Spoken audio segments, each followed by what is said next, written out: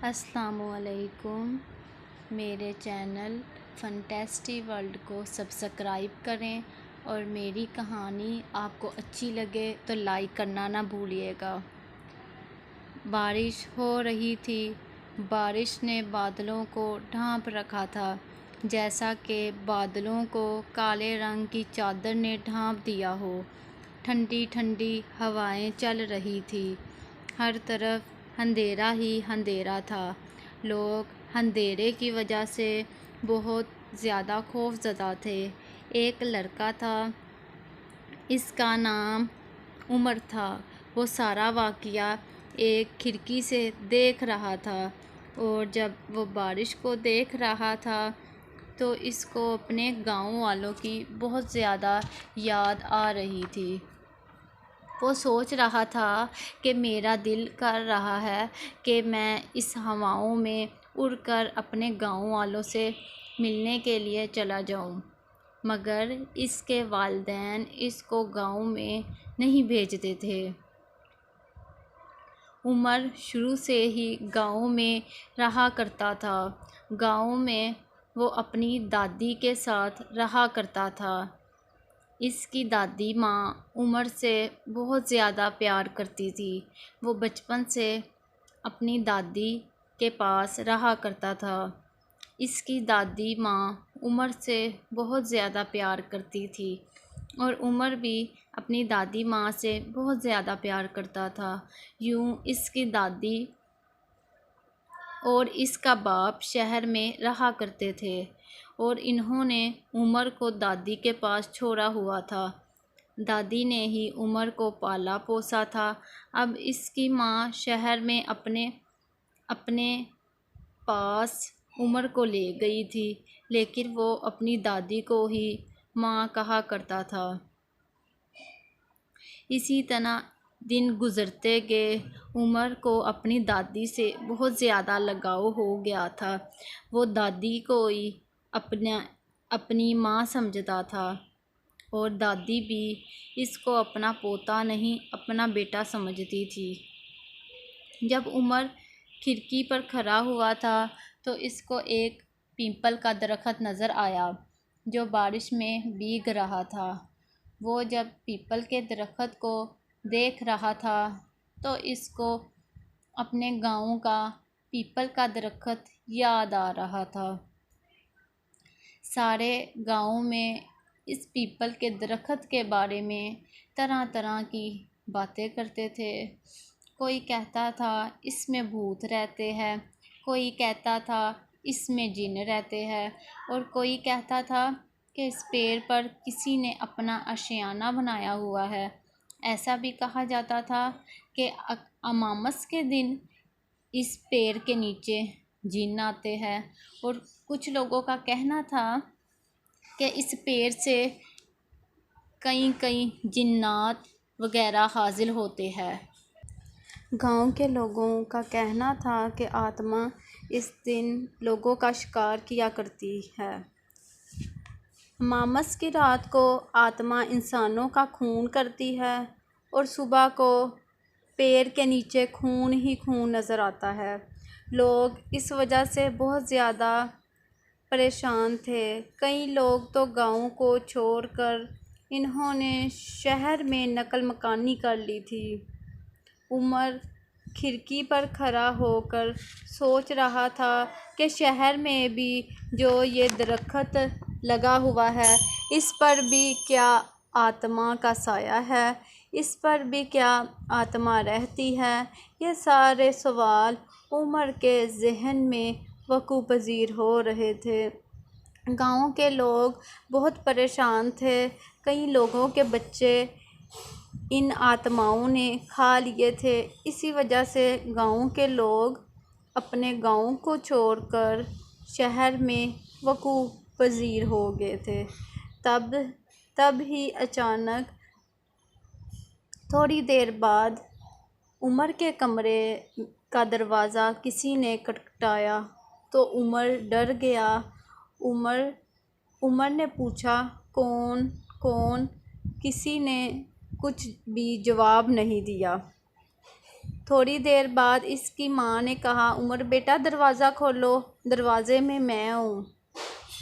तो उमर ने दरवाज़ा खोला और इसके बाद उमर ने अपनी माँ से कहा, अम्मा जान मैं तो डर गया था, पता नहीं कौन है। उसकी माँ ने कहा, बेटा डरो ना, मैं थी। बेटा मैं तुम्हें ये कहने के लिए आई हूँ, आकर खाना खा लो। उमर माँ को कहता है, ठीक है अम्मी जान, आप जाएं, मैं आ रहा हूँ। थोड़ी देर बाद उमर खाना खाता है और उसके बाद उमर दोबारा अपने कमरे में आ जाता है। उमर दरवाज़ा लॉक कर लेता है और थोड़ी देर बाद ही दरवाज़ा फिर से खटकना शुरू हो जाता है। उमर कहता है, कौन है, कौन है। उमर से कोई कहता है, जी दरवाज़ा खोलो, खोलो, मैं हूँ। उमर ने कहा, आप कौन। उमर से लड़का कहता है, मैं उस्मान हूँ, आपसे बात करनी है, आप दरवाज़ा खोलें। उमर दरवाज़ा खोलता है तो इसके सामने उसी की हम उम्र का लड़का होता है और इसने कहा कि मैं आपके साथ सो सकता हूँ। तो उमर ने कहा, ओके, मुझे कोई मसला नहीं है, आ जाओ और आकर सो जाओ। इसने कहा, हाय, मेरा नाम उस्मान है। उमर जिस घर में रहता था इसको नहीं पता था कि इसके साथ क्या होने वाला है। उस्मान और उमर जल्द ही एक अच्छे दोस्त बन गए थे। उस्मान गरीब इंसान था। उस्मान के वालिद बहुत ही ज़्यादा कर्ज चुकाना था। उस्मान अपने बाप का कर्ज अदा करना चाहता था। उस्मान चाहता था कि वो अपने बाप के सारे पैसे खुद अदा करे ताकि इसके बाप की मुश्किल हल हो जाए। वो अपने वालिद की मदद करना चाहता था। इसका बाप नहीं चाहता था कि इसे किसी भी तरह की मुश्किल पहुँचे। इसीलिए इसके बाप ने कहा, बेटा तुम परेशान ना हो, अगर मैंने कर्ज़ लिया है ना तो मैं ही अदा करूँगा, तुम क्यों परेशान होते हो, तुम सिर्फ़ अपनी पढ़ाई कंप्लीट करो।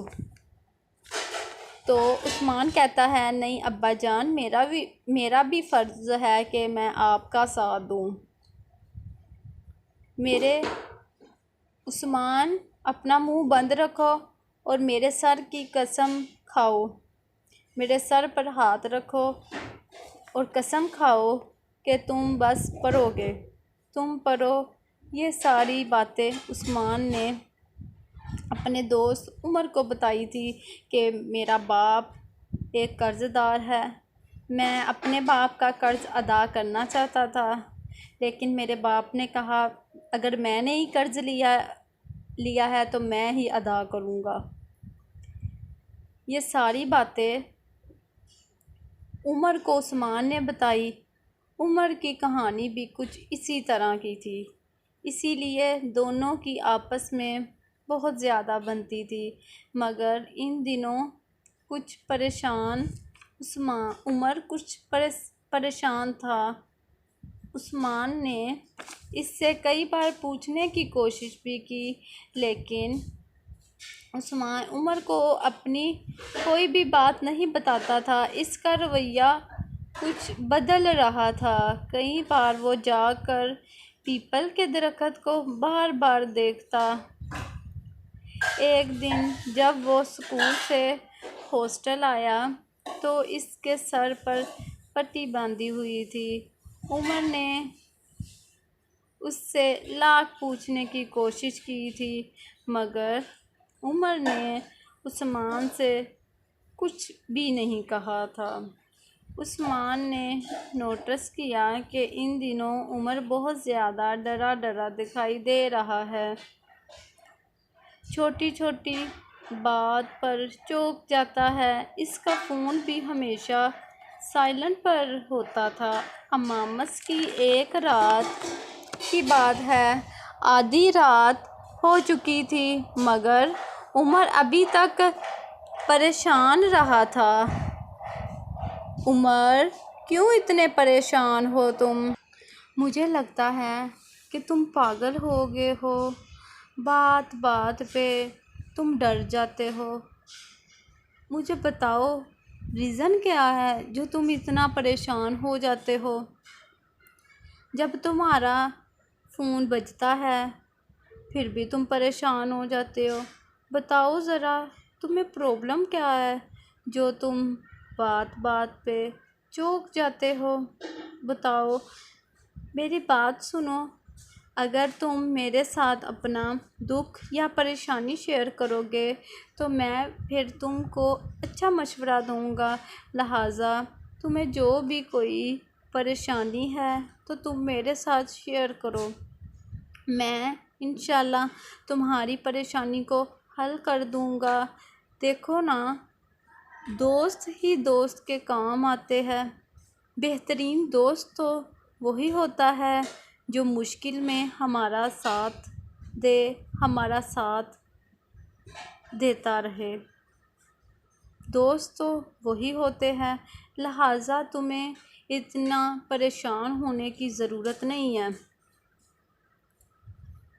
आधी रात हो चुकी थी मगर उमर अभी तक पढ़ रहा था।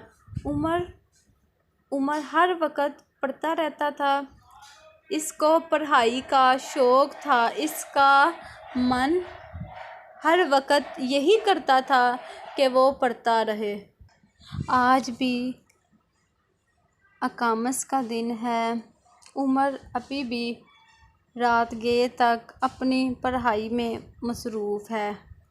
इसका मन हर वक्त यही करता था कि वो बहुत ज़्यादा पढ़ लिख जाए, क्योंकि इसने अपने बाप के सर पर हाथ रख कर कहा था, अब्बा जान मैं पढ़ूँगा, मैं वादा करता हूँ आपसे मैं पढ़ूँगा।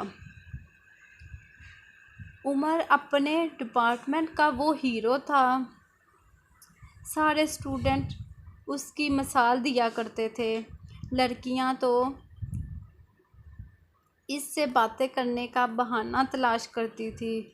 उमर अपनी पढ़ाई में मगन था तो अचानक अकामस की रात उसको खिड़की से एक जिन नज़र आया। वो डर गया। उसको खिड़की अपने कमरे की खोलने की आवाज़ आई थी।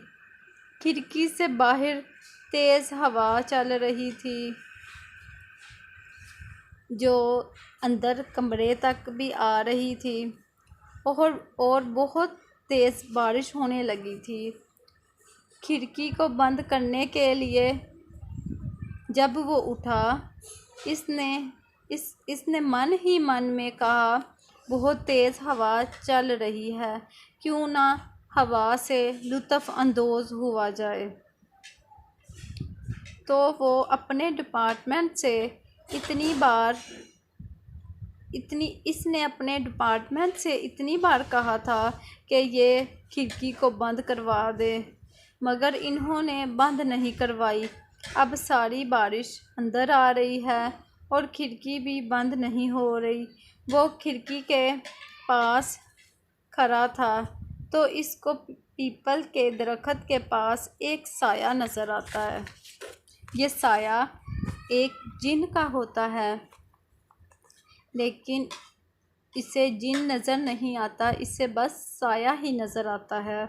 इतनी रात को पीपल के दरख्त के नीचे कौन है? अरे आज अमामस है।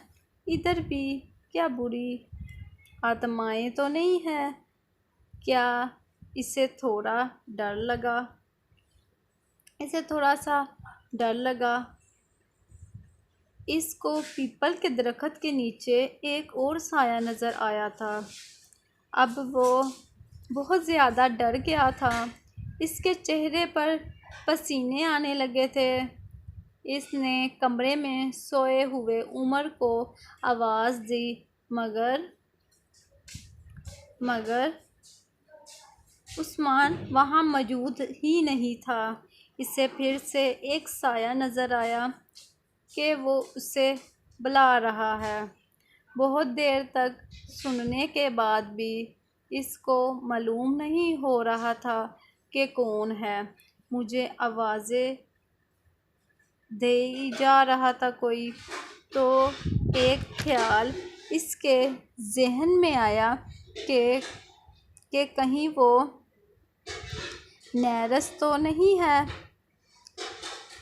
हुआ यूं कि जैसे इसे कोई अपने पास बुला रहा है और वो जाई जा रहा है। इसे इस तरह महसूस हो रहा था, लेकिन वो कर क्या रहा था वहाँ। थोड़ी देर बाद उमर देख लेता है और उमर भागकर नीचे आता है। उसके दिल की धड़कन बहुत ही ज़्यादा तेज़ हो रही होती है। वो उमर के पास गया। उसे जिस बात का डर था वही हुआ।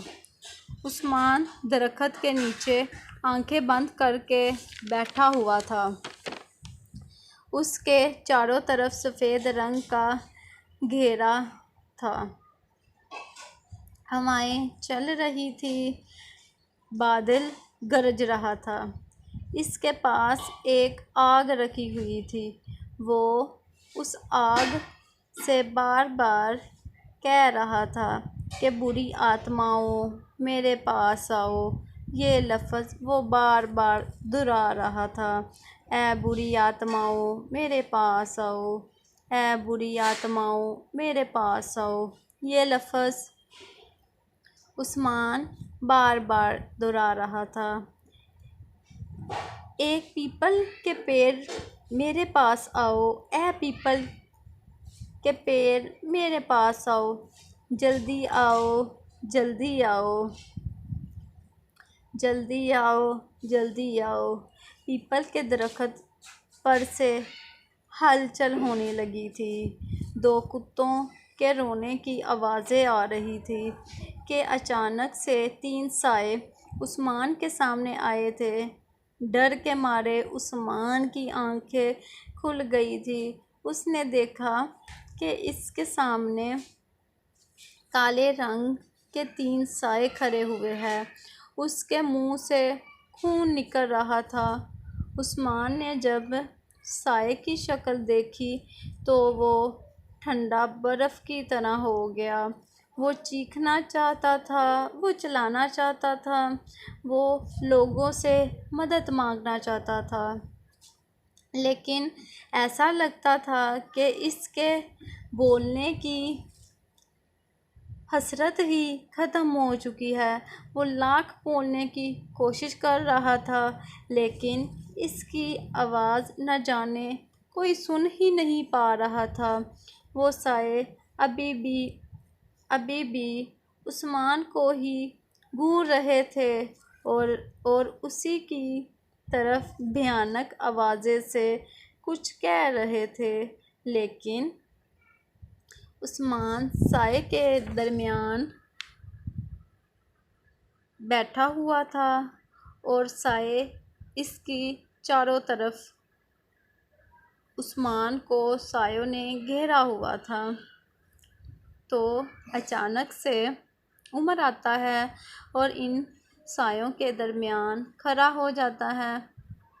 उसके आते ही तीनों सायों की हालत बहुत ही ख़राब हो जाती है। वो कांपने लगते हैं और इसके बाद तीनों साए भाग जाते हैं। ऐसा लगता है जैसे इन्होंने किसी भूत को देख लिया था। उस्मान की दिल की धड़कन अभी भी तेज़ चल रही थी। उसे यकीन ही नहीं आ रहा था कि अचानक इसे ये सब कुछ क्या हो गया है। कौन थे वो? तुमको देखकर क्यों भाग गए? ये बातें उस्मान उमर से कह रहा था। उमर से वो बार बार पूछ रहा था, उमर बताओ ये कौन थे? उमर तुम्हें साय देकर भाग गए। उमर अगर तुम मुझे ना बचाते तो इन सायों ने तो मुझे मार ही डालना था। इन सायों ने मेरी जान निकाल लेनी थी। तो उमर उस्मान से कहता है, तुम पागल हो गए हो। तुम्हें क्या मालूम नहीं है कि आज अमामस का दिन है। अमामस के दिन पीपल के दरख्त के नीचे नहीं आते। जो लोग पीपल के दरख्त के नीचे आता है और आत्माओं को पकड़ता है तो आत्माएं हाजिर हो जाती है और वो उसका खून पी लेती है। देखो, मैं आ गया, मुझे ये दिन का पता था, इसीलिए मैंने तुम्हारी जान बचा ली है। लेकिन तुम आइंदा से समझदार रहना। आइंदा से तुम पीपल के दरख्त। उमर मुझे बताओ, मैं ये सारी बातें सोचकर हैरान रह गया हूँ कि आत्माएं मुझे मारने वाली थी। तुम अगर ना आते तो उन्होंने मुझे मार देना था। तुम में कुछ ना कुछ तो है जिसकी वजह से वो आत्माएं डर गई और उन्होंने मुझे छोड़ दिया। मैं ये सारी बातें सोचकर हैरान रह गया हूँ। तुम उस्मान कहता है, बताओ ना ज़रा क्या बात है। उमर उसे कहता है, तुम कमरे में चलो, फिर तुमको सारी बातें बताता हूँ। दोनों हॉस्टल के कमरे में गए। उमर ने उस्मान को पानी पिलाया क्योंकि उस्मान बहुत ज़्यादा डरा हुआ था। उस्मान ने एक ही सांस में पानी पी लिया था। उस्मान ने उमर से कहा कि मैं ज़िंदा नहीं हूँ। उस्मान जब उमर की ये बात सुनता है तो उस्मान हैरान रह जाता है और उस्मान कहता है, उमर क्या पागल हो गए हो? ज़िंदा ही तो हो, इसी वजह से तुम मेरे साथ बात कर रहे हो। ज़िंदा ही तो हो, इसी वजह से तुम मेरे सामने हो। उमर उस्मान से कहता है, नहीं, मेरी मौत पिछले साल ही हो गई थी। उस्मान ये बात सुनकर बहुत ही हैरान रह जाता है। इसी तरह उस्मान उमर से कहता है, उमर ये क्या कह रहे हो कि तुम ज़िंदा नहीं हो, तुम मजाक कर रहे हो। तो उमर ने कहा कि नहीं, मैं मजाक नहीं कर रहा, मैं सच बोल रहा हूँ। मेरी मौत पिछले ही साल हो गई थी। तो उस्मान के दिल की धड़कन फिर से वैसे ही हो चुकी थी। वो ये बात सुनकर फिर से एक बार डर गया था। दो लड़के अकील और नदीम भरे घरों के लड़के थे। वो पूरी तरह बिगड़े हुए थे। इन दोनों को आत्माओं को बुलाने में बहुत ज़्यादा मज़ा आता था। ये सारी बातें उमर उस्मान को बताता है। उस्मान तुम्हें पता है कि ये अमीरों के ढंग भी अजीब होते हैं।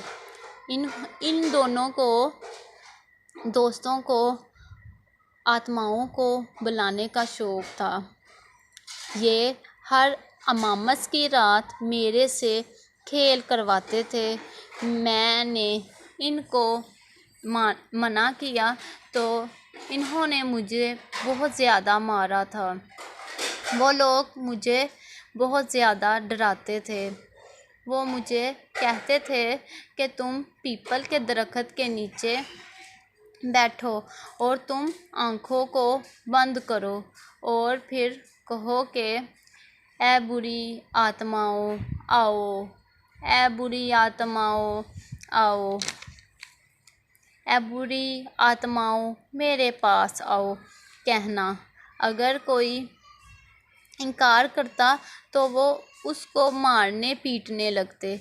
इसके बारे में कॉलेज में गलत गलत बातें किया करते थे और हर तरफ ये बातें किया करते थे कि उमर डरपोक है।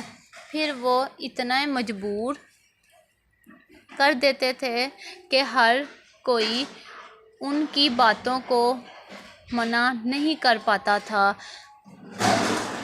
इनके डर की वजह से हर कोई इनकी बातों को मानने के लिए मजबूर हो जाता था। इसी तरह एक दिन दरख्त के नीचे मैं बैठा था और मैंने आत्माओं को अपने पास बुलाया। मैंने आत्मा से कहा, ऐ बुरी आत्माओं मेरे पास आओ, ऐ बुरी आत्माओं मेरे पास आओ। ये कहने की देर ही थी कि 4 आत्माएं मेरे पास हाजिर हो जाती है। आत्माओं ने जब मेरे पास आई तो इन्होंने मुझे मार डाला। तब का ही मैं आत्माओं के पास रहता था और इनके साथ रहने की वजह से मैं तमाम जिन्नों का बादशाह बन गया था। तब से जिन्नों पर मेरी हुकूमत थी। तब तमाम जिन मेरे से डरते थे। उस्मान जिनज़ादे की सारी बातें सुनकर बहुत ज़्यादा डर जाता है और वो जिन से कहता है, आप मुझे छोड़ दें, आप जिन्नों के बादशाह हैं, आप मेरी जान ना लो, आप मेरी जान ले लोगे। आप जब मेरी जान ले लोगे तो आपको क्या मिलेगा? मैंने आपका क्या बिगाड़ा है? आप मुझे ना मारना। इस पर जिन कहता है, उस्मान, अगर मैंने तुमको मारना होता तो मैं तुमको आत्माओं से बचाने के लिए नीचे ना आता। मुझे पता था अगर मैं नीचे ना आता तो तमाम आत्माओं ने तुम्हारी जान ले लेनी थी।